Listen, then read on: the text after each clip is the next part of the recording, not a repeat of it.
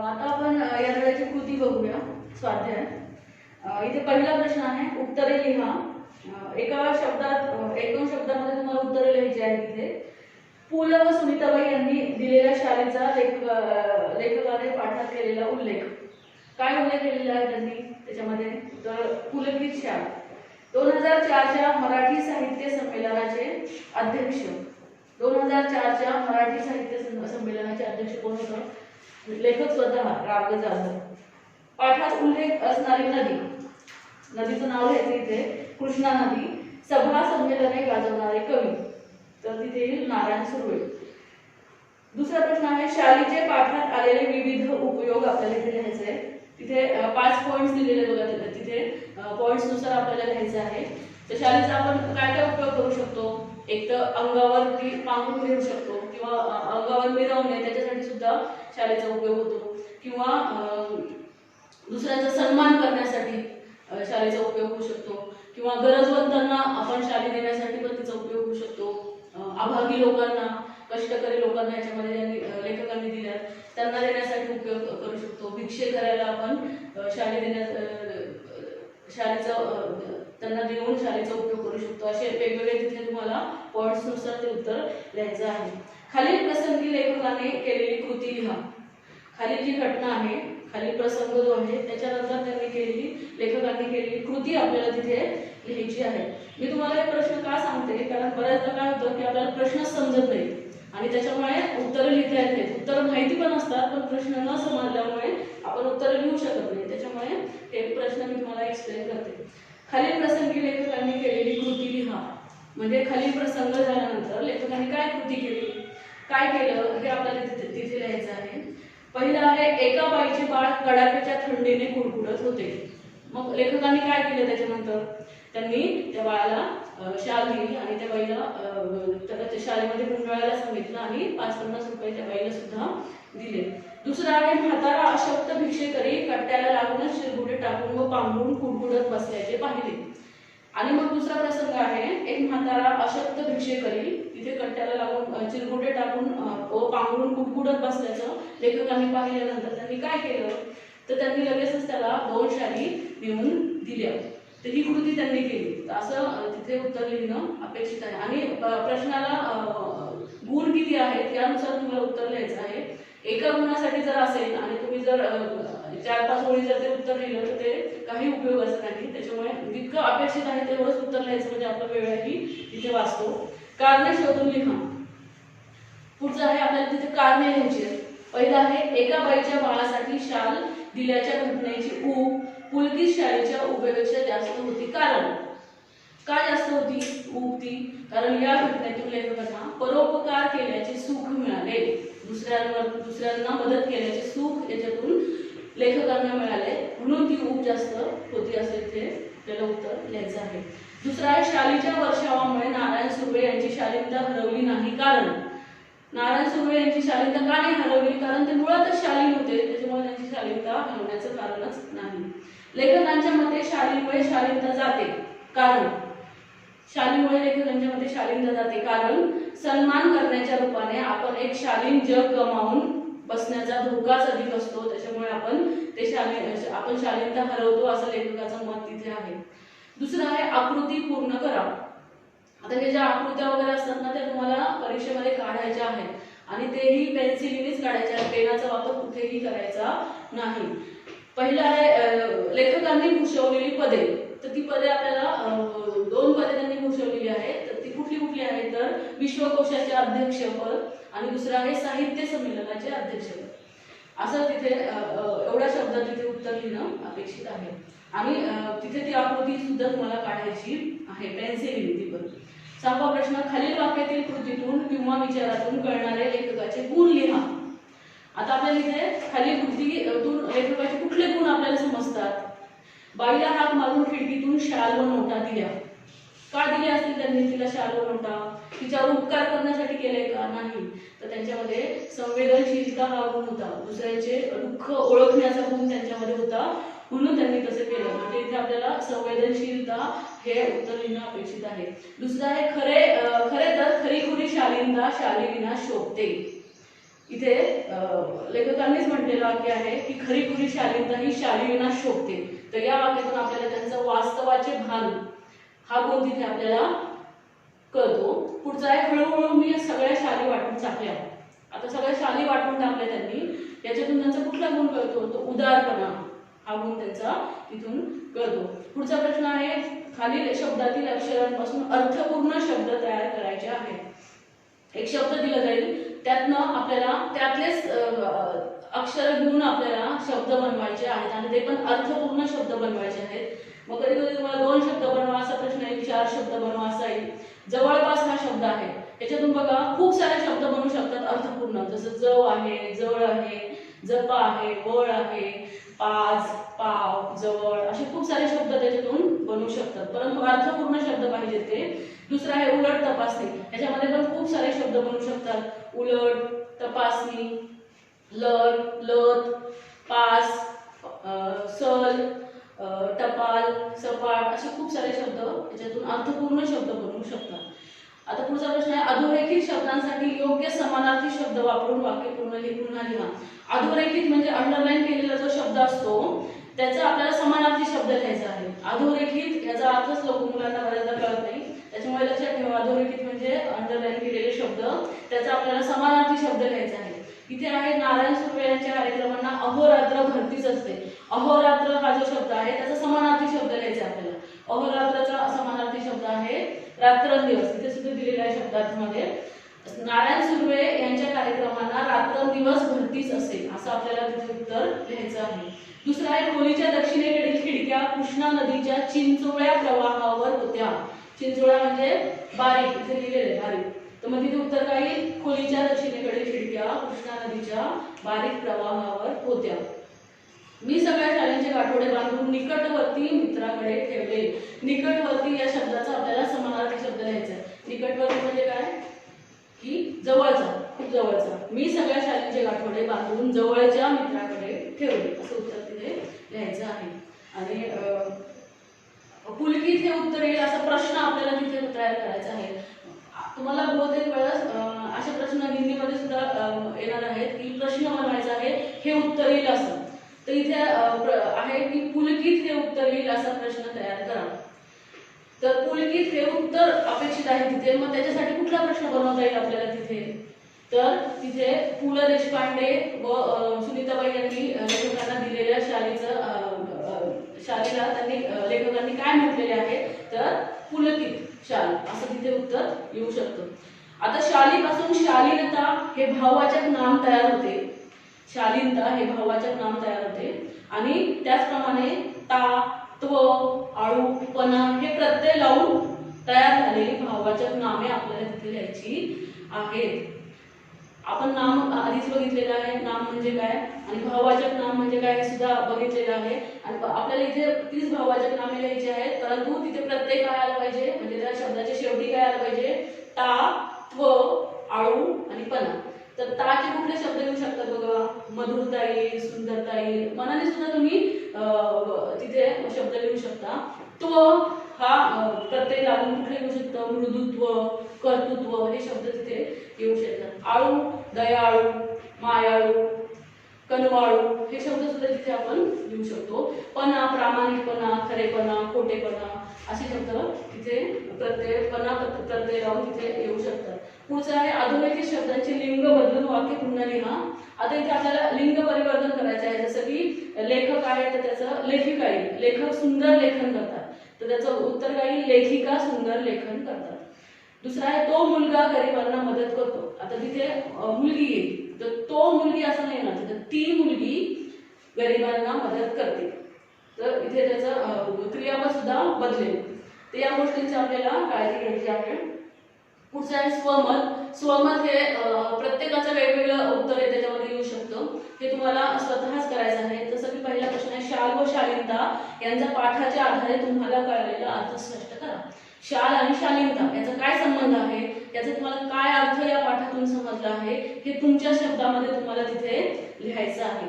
दुसरा आहे भिक्षेकराने केलेला शालीचा उपयोग याविषयी तुमचे मत लिहा. भिक्षेकराने शालीचा उपयोग कसा केला, कशासाठी केला असेल चांगला आहे तो का वाईट आहे, या सगळ्या गोष्टी तुम्ही तुमच्या मनाने लिहू शकता. प्रत्येकाचं उत्तर तिथे वेगवेगळं येऊ शकतं, ते लिहायचा प्रयत्न करायचा आहे. पुढचा आहे, लेखकाच्या भावना जशा शाल या वस्तूशी निगडीत आहेत तशा तुमच्या आवडीच्या वस्तूशी निगडीत असलेल्या भावना तुमच्या शब्दात. प्रत्येकाची वस्तू वेगवेगळी असू शकते. कुणाचं काही खेळाच्या वस्तू असू शकतात, कुठलेही म्हणजे कुणी गिफ्ट दिलेलं काही असू शकतं. या गोष्टींशी तुमचं कशा भावना निगडीत आहेत, जुळलेल्या आहेत, हे तुम्हाला तिथे लिहायचं आहे. अशा प्रकारे इथे तुमचं कृती संपते. धन्यवाद. नमस्कार मुलांनो, आज आपण इयत्ता 10वी मराठीचा धडा 3 शाल बघणार आहोत. याचे लेखक आहेत राग जाधव. यांचा परिचय आपण आधी बघूया. राग जाधव यांचा जन्म 1932 साली झाला आणि त्यांचा मृत्यू 2016 साली झाला. ते कवी होते, समीक्षक, ललित लेखक होते. साहित्याची जाण आणि बहुआयामी समीक्षा वृत्ती यातून त्यांची समीक्षा विकसित झाली. व्यापक वाङ्मय दृष्टिकोन आणि चिंतनात्मकता ही त्यांच्या समीक्षेची वैशिष्ट्ये आहेत. त्यांच्या समीक्षाविषयक लेखनाची 30हून अधिक पुस्तके आहेत. त्यांचे साहित्य आणि सामाजिक संदर्भ, आनंदाचा डोह, निळी पहाड, आधुनिक मराठी कवयित्रींची कविता, साठोत्तरी मराठी कविता व कवी, आगळीवेगळी नाटकं ही समीक्षात्मक पुस्तके, वियोग ब्रह्म, मावळतीच्या कविता हे कविता संग्रह इत्यादी लेखन प्रसिद्ध आहे. 1970 ते 1990 या काळात ते विश्वकोशाच्या संपादनात सहभागी होते. विश्वकोश म्हणजे एन्सायक्लोपीडिया तुम्हाला माहीतच आहे, तर त्याच्या संपादनात ते सहभागी होते आणि त्या मंडळाचे ते अध्यक्ष सुद्धा होऊन गेले. या पाठाविषयी शालीभोवती असलेल्या लेखकाच्या आठवणी या पाठातून व्यक्त झाल्या आहेत. शाल ही प्रतिकात्मक आहे. शालीमुळे येणारा शालीनतेचा संदर्भ अंतर्मुख करणारा आहे. शालीनता म्हणजे सभ्यता ज्याला आपण म्हणू. पाठातील औदार्याचे उदाहरण हे माणसाची संवेदनशीलता जपणारे आहे. वस्तूंच्या संदर्भातील आठवणींचे मोल महत्त्वाचे असते. कोणत्याही निर्जीव वस्तूशी निगडीत असलेले संदर्भ मानवी भावना तरळ ठेवतात. वस्तूंशी निगडीत कोणतीही आठवण असो अथवा प्रसंग त्याचे मानवी संदर्भ सर्वात महत्त्वाचे ठरतात. आपल्याकडे अशा खूप साऱ्या गोष्टी असतात, निर्जीव गोष्टी असतात की ज्यांच्या आठवणी आपल्या मनामध्ये कायम असतात, त्याच्यामुळे आपण त्या सांभाळून ठेवतो. तर अशाच प्रकारे राग जाधव यांनी शाल या पाठामध्ये ते संदर्भ इथे दिलेले आहेत. शाल हे अंगावर पांघरण्यासाठी असलेले एक वस्त्र आपण ज्याला म्हणू, ते एक सन्मान चिन्हही आहे. बघा, आपण कुणाचाही जर सन्मान करायचा असेल, गौरव करायचा असेल, तर आपण त्याला शाल देऊन त्याचा गौरव करतो. शाल श्रीफळ देऊन असं म्हणतो आपण.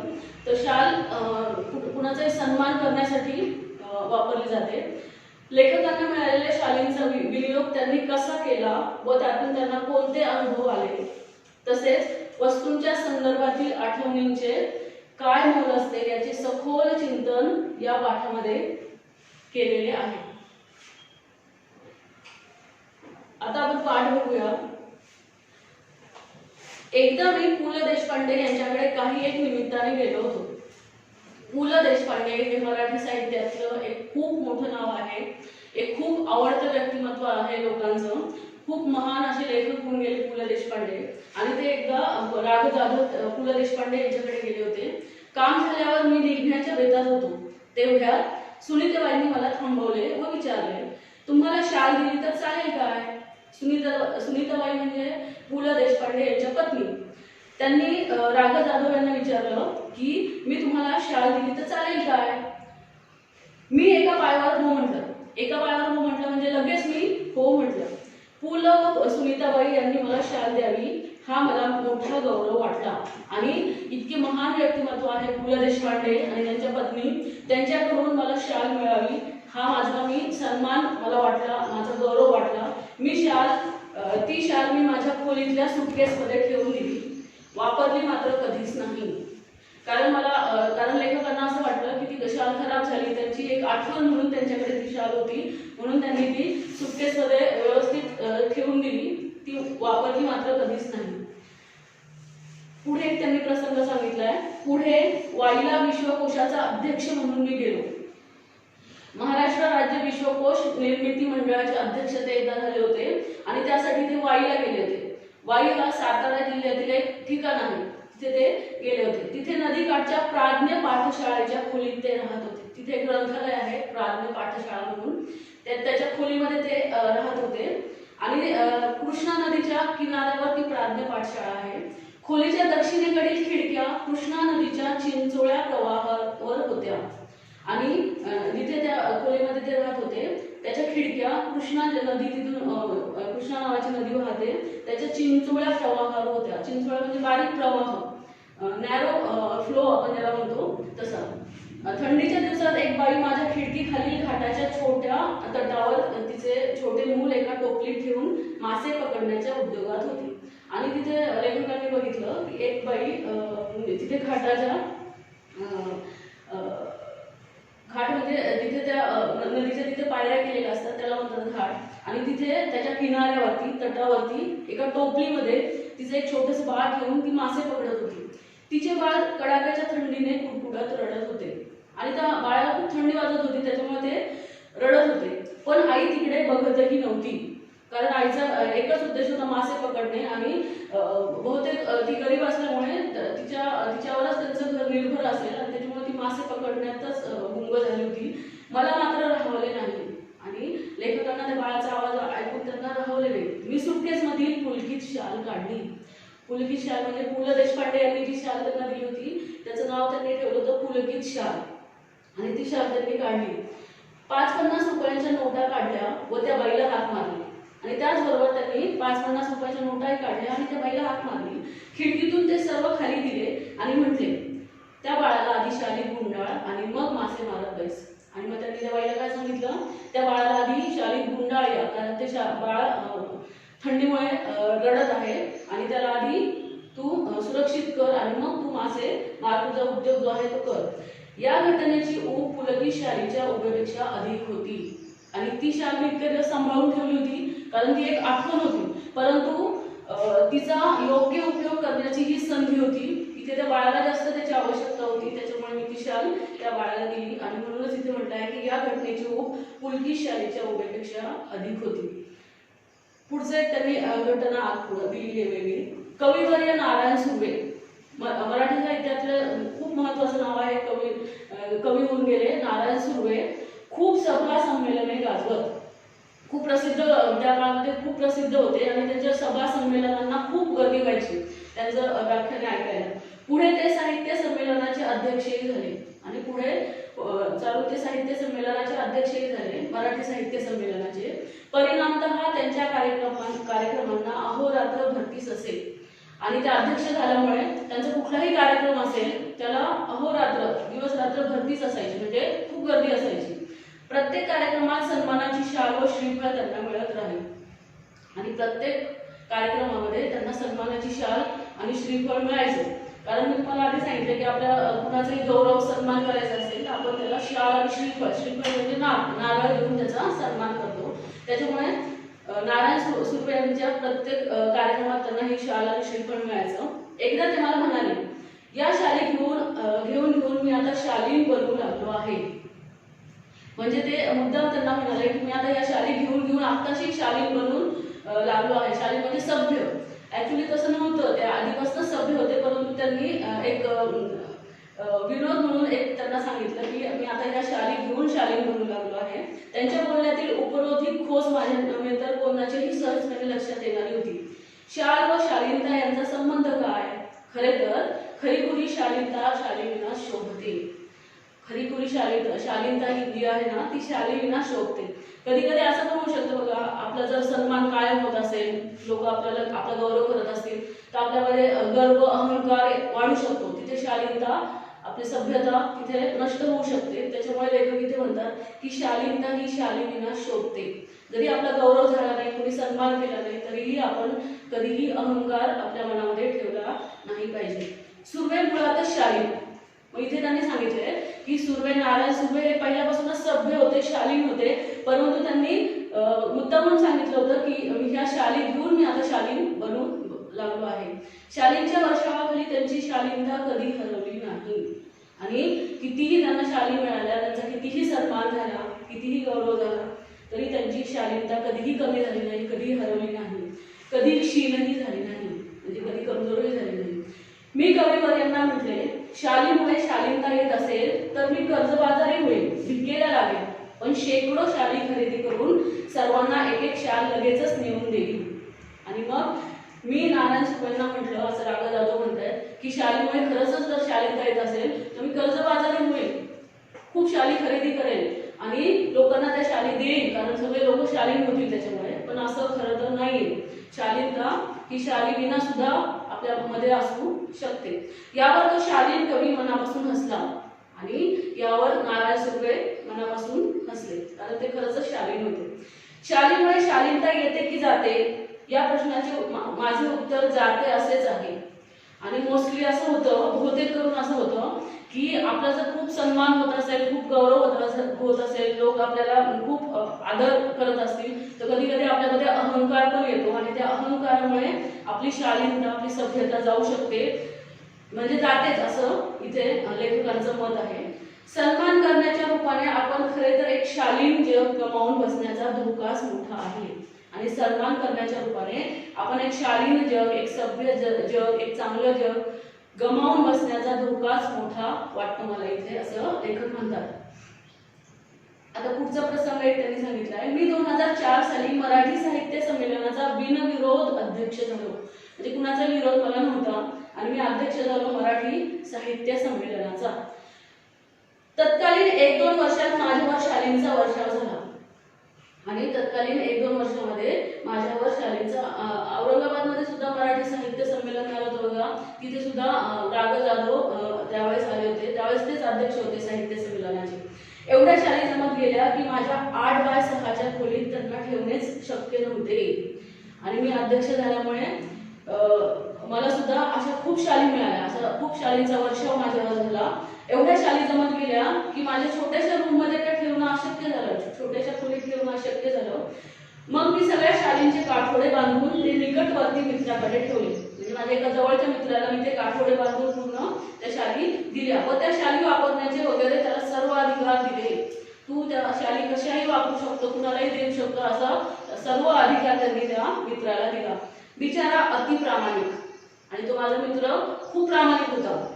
त्याच्याही छोट्या खोलीत त्याने त्या सांभाळून ठेवल्या आणि त्याची छोटीच खोली होती, त्याच्यातही त्याने सांभाळून ठेवल्या.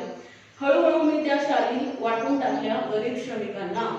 आणि मग आता त्या शालींचं काय करायचं एवढ्या मोठ्या, मग मी गरीब श्रमिकांना, गरीब लोकांना, कष्टकरी लोकांना मी त्या शाली हळूहळू सगळ्या वाटून टाकल्या. या सुमारास मी शनिवार पेठेतील ओंकारेश्वर मंदिराच्या पुलावर बहुधा रोज संध्याकाळी जात असे.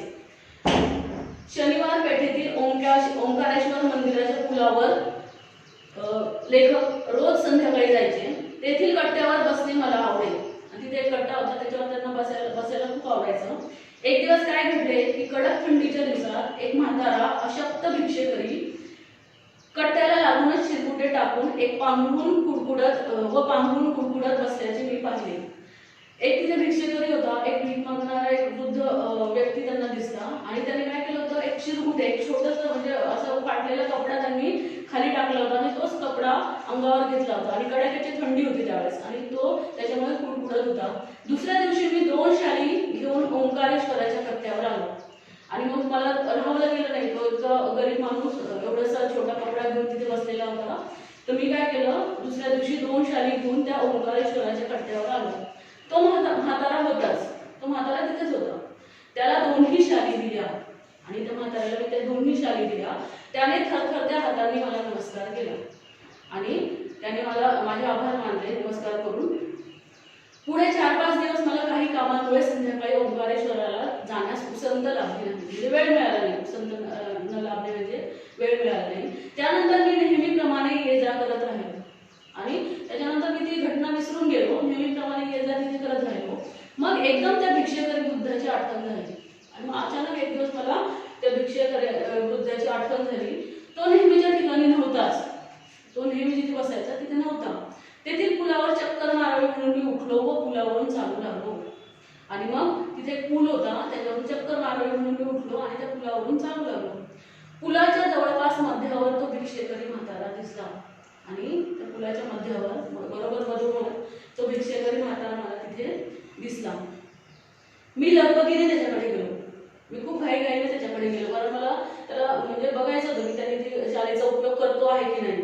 पाहतो तो काय, तीच चिरगुटे अंगाखाली व अंगावर, तेच फुटफुटणे, तेच दीनवाणे जिरे. दीनवाणे म्हणजे गरीब. तसंच मी त्याला 2 शाली दिल्या होत्या, परंतु आता इथे त्या दोन्ही शाली नव्हत्या. तेच पहिल्यांदा मी जे बघितलं होतं एक चिरगुटे, एक छोटासा कपडा, तोच त्याच्या तिथे होता, खाली त्याने टाकलेला होता आणि तोच अंगावर पण घेतलेला होता आणि तसंच तो कुडकुडत तिथे थंडीत बसलेला होता. मी म्हटले, बाबा तुम्ही मला ओळखले? त्याने नकारार्थी मान हलवली. त्याने नाही सांगितलं. मग मीच म्हटले, बाबा 5-6 दिवसापूर्वी मी तुम्हाला 2 शाली दिल्या होत्या, आठवते? आणि मी तुम्हाला 5-6 दिवसापूर्वी 2 शाली दिल्या होत्या, तर तुम्हाला आठवतं का? यावर म्हातारा खुलला व पुन्हा हात जोडून म्हणाला. आणि मग त्याला एकदम ते आठवलं आणि तो त्याला पुन्हा हात जोडून म्हणाला, हे भल्या माणसा तू लई मोठा. हे भल्या माणसा, हे मोठ्या माणसा, तू लई मोठा. लई म्हणजे खूप. हे ग्रामीण शब्द याच्यामध्ये काही आलेले आहेत. तू लई मोठा, लई म्हणजे खूप मोठा आहेस तू. म्यासनी शाली दिल्या. म्यासनी म्हणजे मला तू त्या शाली दिल्या म्हणून तू खूप मोठा आहेस. पण बाबा म्या भिकाऱ्याला शाली कशा शोभतील? आणि मी भिकारी आहे, मला त्या शाली कशा शोभतील? मी जर चांगल्या शाली अंगावर घेऊन बसलो तर मला लोक भीक देतील का किंवा माझी मदत करतील का? त्या मला अजिबात शोभणार नाही. त्या शोभेपेक्षा पोटाची आग लई वाईट. आणि त्या शोभेपेक्षा पण पोटाची आग खूप वाईट असते. मी जर त्या शाली अंगावर घेऊन बसलो तर मला कोणीही मदत करणार नाही आणि माझं पोटही भरू शकणार नाही. त्याच्यामुळे पोटाची आग ही जास्त महत्वाची, पोट भरणे हे जास्त महत्वाचं आहे. मी शाली विकल्या व 2-3 दिवस पोटभर जेवण घेतलं बाबा. आणि मग मी त्या शाली विकल्या आणि 2-3 दिवस पोटभर जेवण केलं. आमचं हे असलं बिकट जीवन. आमचं हे बिकट म्हणजे कठीण. आमचं हे असंच कठीण जीवन आहे आणि तसंच आम्हाला जगावं लागतं आहे. तुझे लई उपकार आहेत बाबा आणि तुझे खूप उपकार आहेत माझ्यावरती. तू मला इतकी मदत केलीस आणि मी तुझ्यामुळे 2-4 दिवस पोटभर जेवू शकतो. शालेची शोभा आणि ऊब व पोटाची आग आणि अन्नाची ऊब. इथे बघा किती विरोधाभास आहे. शालीची शोभा आणि ऊब. एका ठिकाणी शाल ही सन्मान करण्यासाठी दिली जाते आणि दुसऱ्या ठिकाणी एका गरीब व्यक्तीला ती शाल आपल्या फक्त अन्न पोटाचे आग भागवण्यासाठी ती शाल विकावी लागते. म्हणजे किती विरोधाभास इथे आहे बघा.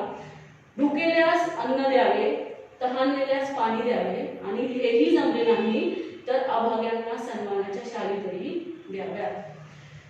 अतिशय सुंदर असा धडा रा. ग. जाधव यांनी लिहिलेला आहे की सन्मान आपल्याला जो होतो वेगवेगळ्या म्हणजे शालीतून आपला सन्मान केला जातो, परंतु हा सन्मान आपला होत असताना आपल्यामध्ये अहंकार, गर्व हा कधीही आला नाही पाहिजे. आणि आपल्या जीवनामध्ये आपल्याकडून होईल तशी आपण मदत गरीब लोकांना आपल्या कडून केली पाहिजे. असं नाही की दरवेळेस आपल्याला पैसेच द्यायची गरज आहे. आर्थिकच मदत आहे. कुणाला ज्याला अन्न नाही त्याला अन्न द्यावे, ज्याला पाणी मिळत नाही त्याला पाणी द्यावे, ज्याला कपडे नसतील त्याला कपडे. आपल्या परीने आपल्याला जितकं होईल तितकी मदत आपण लोकांना केली पाहिजे, असं याच्यातून आपल्याला संदेश मिळतो. या पाठातून आपल्याला संदेश मिळतो.